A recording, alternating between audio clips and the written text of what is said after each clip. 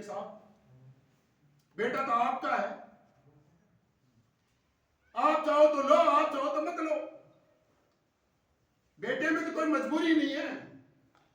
आप दृढ़ संकल्प कर लो, बेटी वाला कैसे दे देगा। डायरेक्ट बोलिए कि 1 रुपया शादी होगी, 1 रुपया नारायण में शादी होगी, कुछ नहीं लेंगे। माना कि इस समय एक ऐसा दौर चल रहा है कि जो नहीं लेता है उसमें कमियां देखी जाती है। जरूर कोई कमी होगी। क्यों? कि हमने माहौल ऐसा बना दिया पूरे के पूरे समाज का कि जो त्यागी और तपस्वी, जो लोग समाज को खड़ा करना चाहते हैं, उनको हम शक की दृष्टि से देखते हैं कि इसमें जरूर कोई कमी होगी। ये गड़बड़ हो रही है पूरी की पूरी। जो गांव में अच्छा काम करता है उसकी बात 2 कदम नहीं चलती, और 1000 कोस दूर आपका गांव का बच्चा कोई गलत काम कर लेता है, पूरे गांव में फैल जाती है, क्योंकि वो नकारात्मक चीज है। गलत बातें हैं तो गलत बात बहुत स्पीड से, और अच्छा काम किया वो 2 कदम दूर नहीं।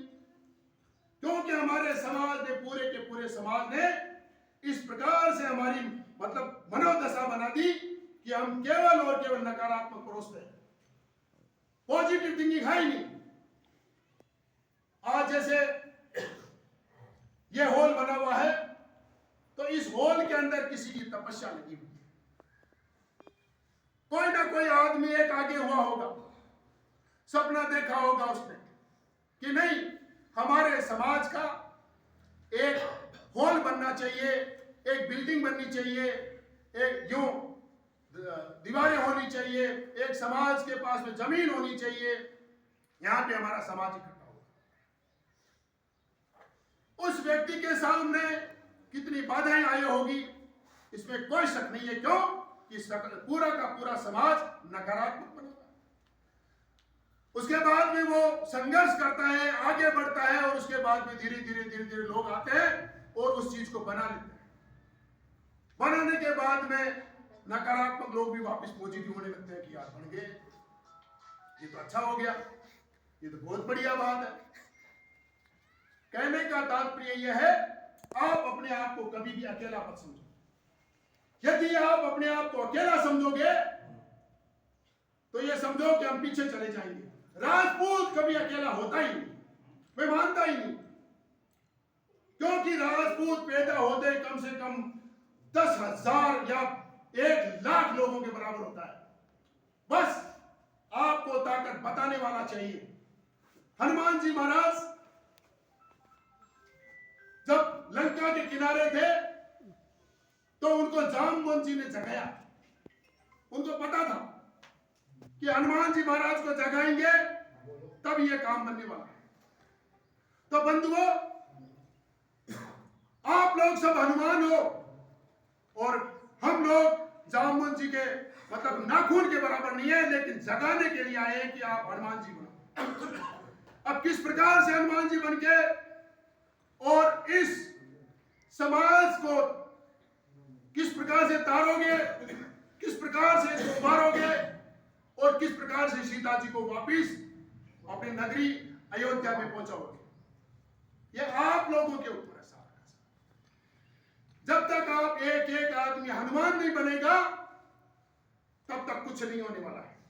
जब तक एक एक आदमी दुर्गादास, महाराणा प्रताप और हमारे बड़े बड़े महापुरुष नहीं बनोगे तब तक कुछ नहीं होगा। आज आपके ये कहते हैं भोगादेवों का गांव है, कोई कहते हैं देवराजों का गांव है। समझ लो मेरी बात, ये महापुरुष थे, इन्होंने इतनी लाखों बीघा जमीन बेची, शहीद हुए, बलिदान हुए, और इन लोगों ने इतना बड़ा काम किया। यदि आप इनके इतिहास खंगालोगे तब पता चलेगा कि ऐसे भी महापुरुष हमारे यहाँ पैदा किए। कोई कहता है कि इतने गांव हमारे कुछ नहीं है, उनका कर्ज हमारे के ऊपर है। उन लोगों ने इतनी तपस्या की है, गर्दनें कटवाई है, इतने लड़े हैं। आप एक बार इतिहास की तरफ जाके देखो। जब मैं जाखली गया मेरे गांव, तो स्थापना दिवस की मन में थी कि स्थापना दिवस बनाए। तो जाखली का इतिहास हम जब खोजने लगे तब हमें पता चला कि जाखली ठाकुर साहब और उनके बेटे सारे के सारे दुर्गादास सिराडोर की टीम में थे। और 6 बेटों में से 5 बेटे उनके शहीद हो गए, खुद शहीद हो गए और उनकी टीम में हमारे गांव के शिक्षा अधिकारी आदरणीय छोटू सिंह जी राठौड़ साहब, जो क्षत्रिय रक्षक के बहुत बड़े कार्यकर्ता भी हैं और राजस्थान में जहां कहीं भी जाता हूं तो उनका नाम जाखली के नाम से जाना जाता है। उन्होंने एक ऐतिहासिक कहानियां नाम की एक पुस्तक लिखी है। उसके अंदर हमारे जाखली ठाकुर साहब भोजराज सिंह जी के बेटे का उन्होंने वर्णन किया है दुर्गादास जी राठौड़ के साथ में लड़ाई में थे। तो कटप्पा का युद्ध, उसके अंदर बाहर के सैनिकों को तो दुर्गादास राठौड़ और पूरी की पूरी फौज थी उन्होंने काटा, मगर जब गढ़ के सामने आए तो गढ़ के बहुत बड़े बड़े दरवाजे थे, किवाड़ थे, उनको तोड़ना इसलिए मुश्किल था क्योंकि सलाखें लगी हुई थी और हाथी जब भी उनके पास में जाता कीलें नजर आती, हाथी वापिस आ जाता चिंगारता।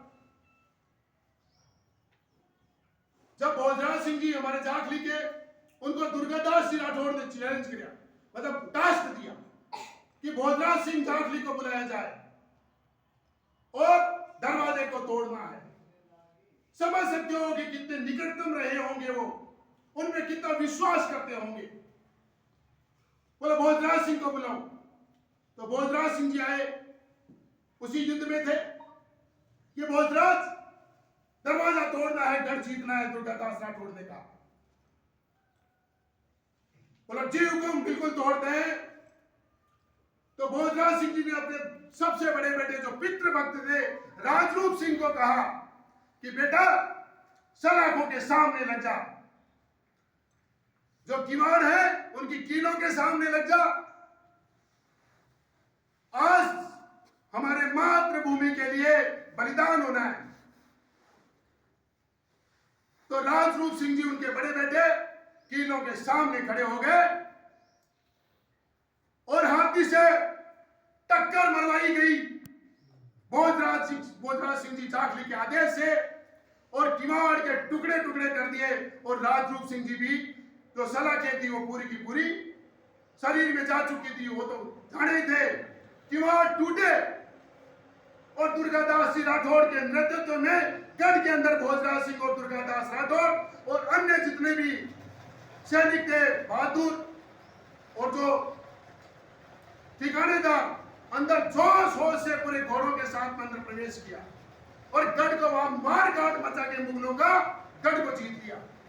और वहां पे बहुत वाई वाई होने लगी, सब नारे लगाने लगे। गढ़ को जीत के बाद जब वापिस आए तो भोजराज सिंह जी की नजर अपने बेटे राजरूप के ऊपर पड़ी गई। किवाड़ के सलाखों के किवाड़ तो टूट चुका था और